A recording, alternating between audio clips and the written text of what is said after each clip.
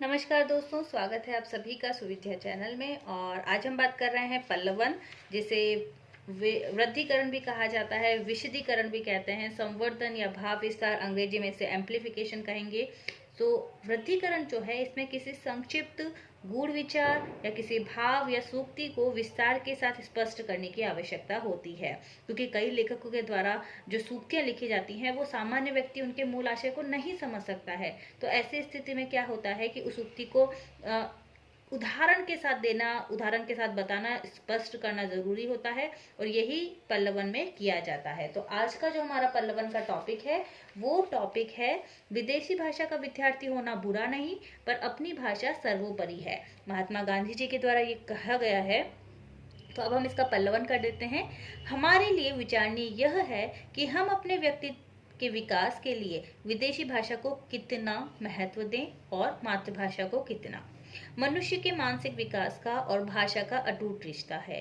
बच्चे का मस्तिष्क ज्यों-ज्यों विकसित होता जाता है, उसके समानांतर ही भाषा भी विकसित होती जाती है।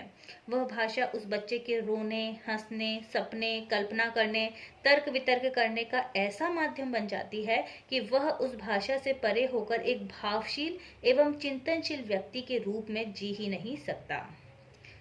अतः न केवल मानव विकास में बल्कि मानवीय व्यक्तित्व की संपूर्ण अभिव्यक्ति में भाषा की अविभाज्य भूमिका है।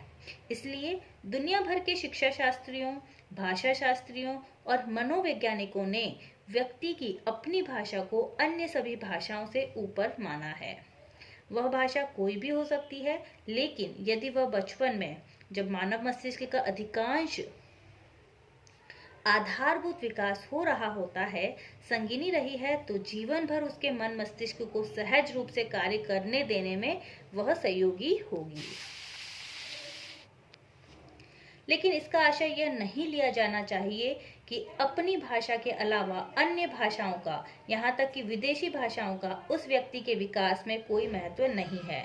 विदेशी भाषा के जरिए हम विदेशी संस्कृतियों से परिचित होते हैं, किंतु विदेशी भाषा को यदि रोजमर्रा की चीजों के सोचने, विचारने, कल्पना करने और अभिव्यक्ति देने के लिए लाद देंगे, तो हो सकता है कि मानव मस्तिष्क की सहज प्रक्रिया में रुकावट आ जाए।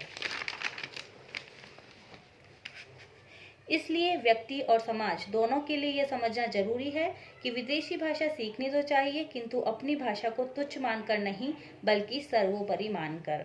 इसलिए अंग्रेजी भाषा की तुलना में वे सभी भारतीय भाषाएं सर्वोपरि हैं, जो भारतीय बच्चों की अपनी मातृभाषाएं हैं। बहुत बहुत धन्यवाद।